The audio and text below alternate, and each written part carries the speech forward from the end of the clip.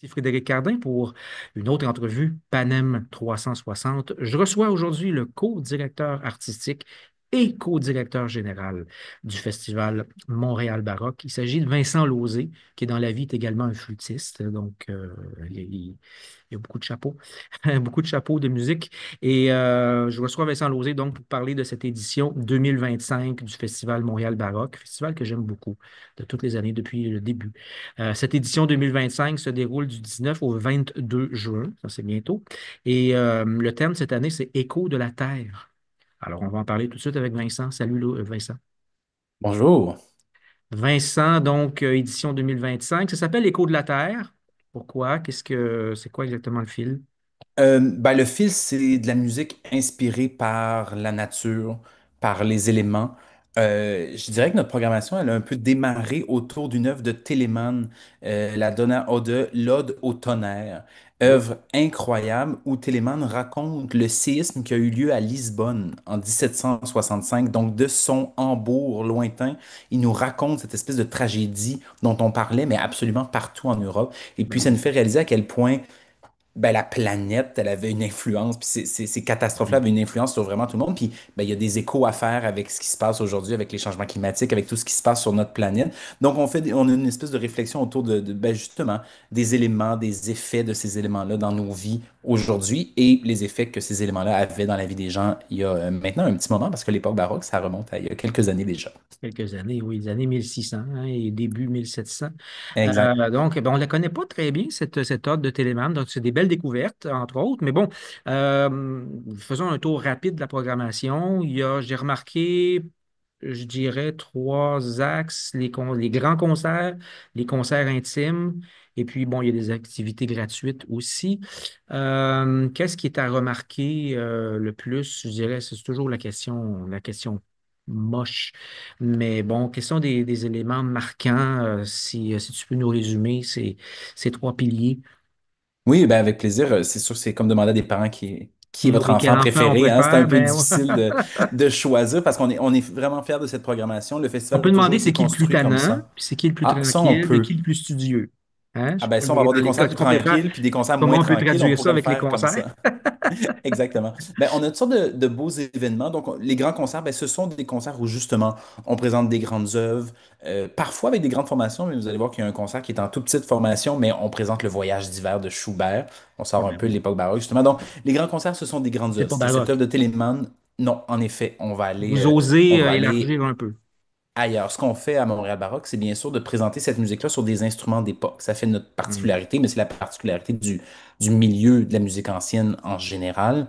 On veut essayer de recréer les sonorités qu'on entendait à l'époque. Et puis des fois, ben, on pousse le bouchon un petit peu plus loin, puis on sait, hein, les pianos qu'on a, les immenses pianos, c'est pas ça qui est arrivé dès que le baroque a fini, là.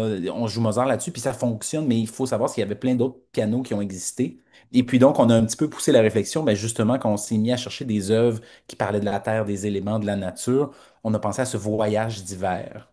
Donc, à quel point l'hiver était un signe incroyable de mélancolie, par exemple. Et puis là, on s'est dit, ben, on va le faire sur un piano historique, on va pousser un tout petit peu plus loin que l'époque baroque, chez Schubert. Donc, ça fait partie d'une soirée, je suis un peu du coq à l'âne, mais ça fait partie de cette grande soirée où on va avoir un piano et rare au marché Bon Secours et il y aura Oui. donc le voyage d'hiver de Schubert avec Myriam Leblanc, la Myriam Leblanc, soprano, belle soprano. superbe soprano, et la pianiste Elisabetta Miller, extraordinaire et très polyvalente musicienne qui fait du clavecin, mais qui fait aussi du piano. Et puis ensemble, je pense qu'elles vont nous donner une version ben, toute nouvelle, très sensible de cette œuvre-là.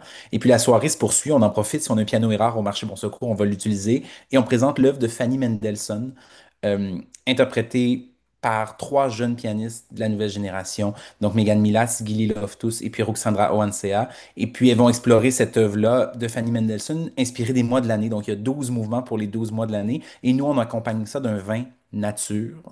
Donc, on va avoir une sommelière sur place qui va accompagner chaque saison d'un vin. Donc, les gens vont goûter à quatre vins. Chaque Et c'est saison, des vins, intéressant. exactement, des vins de vigneronnes d'un peu partout Et de dans le femmes, monde. ben oui, de femmes particulièrement. Exactement. Donc, cette Fantastique, soirée-là, on oui. en est très fiers parce que c'est vraiment une soirée autour de la musique au féminin. Le voyage d'hiver, on entend. moins souvent ça chanté par des femmes. Effectivement. Donc, la musique de Fanny Mendelssohn, on n'entend pas si souvent cette œuvre-là d'Assiard, L'Année, Une sommelière, des vins de vigneron. Donc, vraiment, on a une espèce de Oh, soirée quelle très belle idée. particulière. Un concert intime. Ça, c'est le samedi soir, le 21. Très, très fier de cette soirée-là. Parmi les faits saillants, on peut aussi peut-être mentionner nos artistes invités. Donc, Montréal Baroque, quand ça vise à regrouper la communauté montréalaise de musique ancienne, mais aussi de créer des ponts avec d'autres communautés de musique ancienne. Donc, chaque année, on a certains invités de l'international qui viennent travailler avec les musiciens d'ici. Et puis, cette année, on fait affaire avec Harmonia del Parnas, qui est un ensemble espagnol qui vient de Valence. Ils vont venir nous Intéressant. présenter en première canadienne. Ça n'a jamais été fait au Canada, un opéra de Literes, Los Elementos, donc les éléments. Et c'est formidable. C'est un petit opéra très Wow. compact. En 1 heure et quart, c'est bouclé. 6 rôles féminins. Donc les Oui. éléments sont incarnés par des femmes. Et puis là, c'est ce qui est extraordinaire. Cet ensemble-là vient avec 2 chanteuses, mais nous, on a aussi quatre solistes d'ici qui vont se joindre. Donc ça fait des mariages incroyables. Ça va être un fichu beau concert, un orchestre moitié espagnol, moitié montréalais, des chanteuses d'ici qu'on connaît, qu'on aime, Janelle Lusic, Denise Torre Ormeño, Hélène McAteer, et puis j'oublie quelqu'un, Rosalie Lane Lépine. Donc ce sont nos quatre solistes d'ici qui vont chanter avec cet ensemble.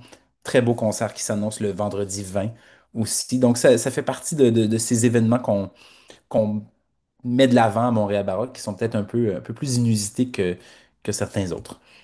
Inusité, mais on est dans la découverte, puis on est dans la surprise, puis bien sûr, on est toujours dans la grande qualité. Ça, je veux dire, on est toujours dans le summum là, de l'interprétation, puis des interprètes vraiment impliqués dans leur musique et de grand, grand niveau. Je vois aussi qu'il y a quelques concerts. Tu parlais de musique ancienne d'ailleurs aussi. Il y a aussi Oui, de la musique ancienne, entre guillemets, non occidentale, je pense, avec Zia Tabassian et Didem Bachar, que j'aime beaucoup en dite musique du monde. On est dans la musique savante, ancienne, non absolument. européenne, mais on est très proche là, en termes d'esprit. Veux-tu nous expliquer de quoi il s'agit? Oui, tous les deux vont présenter un spectacle qui s'intitule Sortilège du Levant qu'on présente à 7 heures le matin. Pourquoi Ça cette fait heure-là le aussi. matin? Ça, il faut poser la question à Suzy Napper, qui est la fondatrice du festival. Oui. Suzy, elle a vraiment essayé de créer un événement qui allait nous surprendre vraiment à tous les niveaux. Et puis, il y a une année, elle a dit, puis dès les tout débuts du festival, elle a dit, on va faire un concert au lever du soleil. Bon, l'été, ça se fait un peu plus tôt, mais quand même au début de la journée. Et c'est toujours magique parce qu'on fait des concerts de musique très intime, alors que la ville est encore endormie. Nous, on se rencontre dans le Vieux-Montréal, puis on se promène, il y a personne. Il y a des C'est gens qui, assez à cette formidable. heure-là, là, les gens y vont. C'est un de nos concerts assez populaires Hein, habituellement. c'est C'est fantastique. Ça se situe où? Pour avoir une idée aussi, on est où oui, exactement? Parce que le lieu doit. La magie est aussi imprégnée dans le lieu lui-même. C'est où? absolument. Le festival se passe principalement dans le Vieux-Montréal. Donc, je dirais qu'un de nos quartiers généraux, c'est vraiment la chapelle Notre-Dame de Bon Secours, cette Oui. superbe église historique sur la rue Saint-Paul. On utilise la grande église, mais on utilise aussi la voûte. Qui est Donc, en bas, sous hein? l'église, la crypte, ouais, exactement, il y a une cinquantaine de places très intimes. Je suis allé excuse-moi, hein, mais j'y suis Oui, il n'y a allé pas de pour la problème. première fois il n'y a pas très longtemps et c'est effectivement magique. Et c'est là que ça va se passer, le concert à 7 heures du matin? Non, le Pas concert à 7 heures celui-là. du OK, matin, non. le dimanche matin, lui, il est au musée Pointe-à-Calière. Ah, mais ça aussi, c'est Donc, fait. Le lien avec cette exactement. journée-là. On a présenté l'année dernière des concerts à l'espace Cogeco 360, qui est formidable parce que c'est tout en haut du musée, une vue imprenable sur le Ah, port, sur la oui, oui, ville de oui. l'autre côté. Ah, donc ça va être Cette beau. année, on s'en va dans la station de pompage. Ah non, Donc là, dans le sous-sol. eh, oui, c'est comme un peu le rez-de-chaussée en fait, Ouais, mais un c'est rez-de-chaussée, oui, vraiment OK. plus bas, atmosphère un petit peu plus feutrée, mais c'est formidable parce qu'il y a tout cet équipement de pompage qui était utilisé il y a des années, qui nous Mhm. entoure. Le son est très bon. Les matériaux, hein, c'est de la brique, c'est très bien. Vraiment, c'est un beau lieu, très intime aussi. Donc, c'est là que ça va être présenté, le concert de Didem et puis de Zia. En effet, on l'a dit, c'est de la musique, on pourrait dire du monde, mais en fait, c'est des compositions originales de ces deux musiciens inspirées de cycles rythmiques puis de mélodies qui proviennent de Turquie, d'Iran, il y a 300, 400 ans. Donc, c'est une espèce de drôle de mélange de musique savante, traditionnelle, nouvelle, ancienne. Je pense que ça va être très, très intéressant. Mhm. Et quels autres concerts vont avoir lieu dans la crypte ou la voûte là, Dans la voûte, on présente quelques concerts. Donc, un concert qui s'intitule Contes de nos terres avec classique inclusif. Donc, c'est notre autre concert où on mélange la musique ancienne occidentale, mais aussi des œuvres arabe. Et puis c'est un Ah concert oui. autour de ce concept de déracinement, les gens qui ont dû quitter leur terre. Donc on parle de terre ici, pas seulement en termes d'environnement, mais d'endroits où on se sent bien, où on est ancré, mais de gens qui ont eu à être en exil. Donc il y aura des poèmes qui vont être lus, qui ont été composés par des gens qui sont des nouveaux arrivants ici. Donc, on présente ça à 21 h. Ça devrait aussi être un moment assez magique. Donc, le jeudi soir, qu'est-ce qu'on présente d'autre à la crypte? On présente un concert qui s'appelle Paris 1709. Les œuvres qu'on aurait pu entendre à Paris pendant le plus long froid, le plus important froid à cette époque-là. C'était Et vraiment une catastrophe incroyable. oui, un Donc, hiver surprenant et un été interminable froid aussi, aussi. aussi un Je été qui pense n'était que pas chaud. l'année au complet avait été froide, si je me Très rappelle bien. Donc, curieusement, et puis évidemment, à Paris, déjà, ils ne sont pas habitués, mais à cette époque-là, ça ne devait pas être très, très drôle. ouais, donc on s'imagine ce que les gens pouvaient bien jouer, puis on est avec des spécialistes du répertoire français, Olivier Brault au violon, Maison Corriveau à la viole de gamme, Dorothée Aventura au clavecin. Super beau petit concert de musique, je dis petit concert, ça va être un grand concert, mais avec une formation intime Oui. dans la crypte. On présente un concert qui s'intitule Surnaturel, où on Ah, a Henry Webb, qui est le gagnant du deuxième prix du concours international d'orgue de Montréal, musicien d'origine américaine, mais qui est installé à Montréal parce il y a étudié jusqu'à tout récemment à l'Université McGill. Et puis là, on le fait travailler avec deux musiciens électroniques. Donc, c'est un concert pour orgue et synthétiseur modulaire où on hey, va d'une certaine façon dénaturer Bach. Donc, on va jouer avec les timbres de l'orgue et pour le rendre complètement méconnaissable parfois. Donc, c'est l'œuvre de Bach, mais dans des toutes nouvelles sonorités. Donc, on dénature. Donc, encore une fois, c'est pas la nature, les éléments, mais c'est de changer la nature de quelque chose qu'on croit bien connaître. Donc, des grandes œuvres de Bach interprétées par un jeune musicien extraordinaire mais mhm. réimaginé par deux artistes électroniques, Pierre Lecourt et Daniel Agnès. Donc, grand projet qu'on a mis sur pied aussi. Il y a un concert d'Andréane Brisson-Paquin avec Hank Knox, donc soprano et clavecin, autour des insectes. Quand on pense à la nature, il y a plein d'œuvres sur les oiseaux.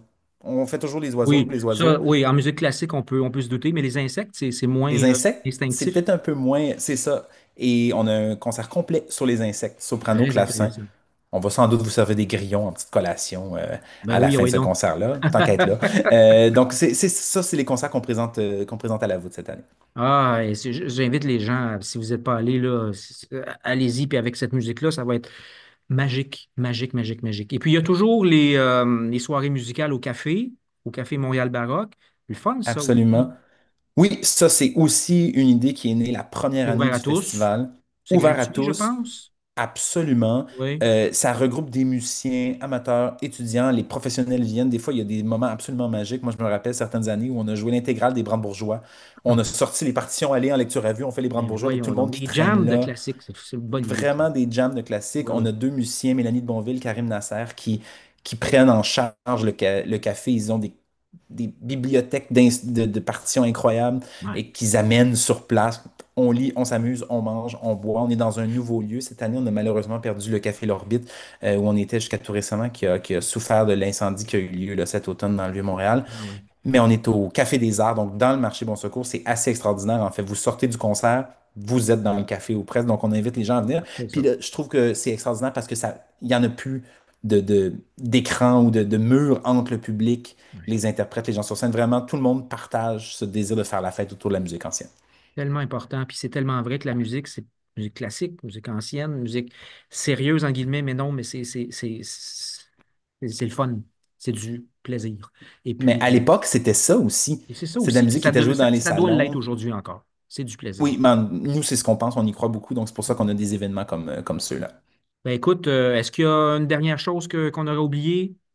Ben, il y a le dernier concert, on va en Le parler, concert c'est les final? 4 saisons, bien Oui, les quatre sûr. saisons, effectivement. On peut pas ne pas faire les 4 saisons. 4 saisons de Vivaldi avec l'ensemble Paladé Musica, 4 solistes.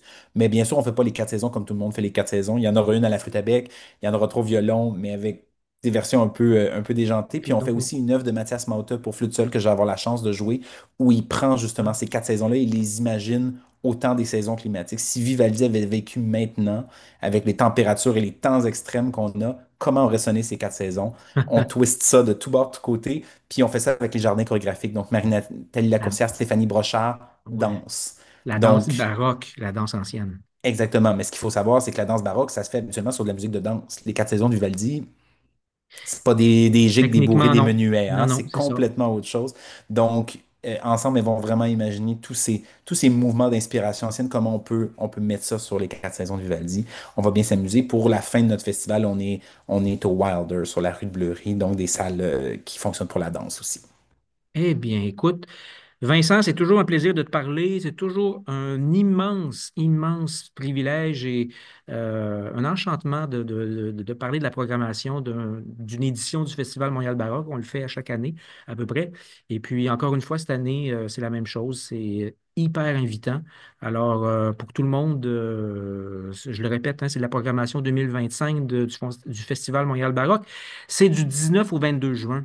Alors, allez sur le site montrealbaroque.com tout simplement, montrealbaroque.com, tout est là. Et puis, on a juste envie de passer la journée là. Merci beaucoup, Vincent Lauzé. Merci. Merci. Bon Au plaisir succès de vous cette voir au année. festival. Merci beaucoup. Certainement. Merci beaucoup. Merci. Bye.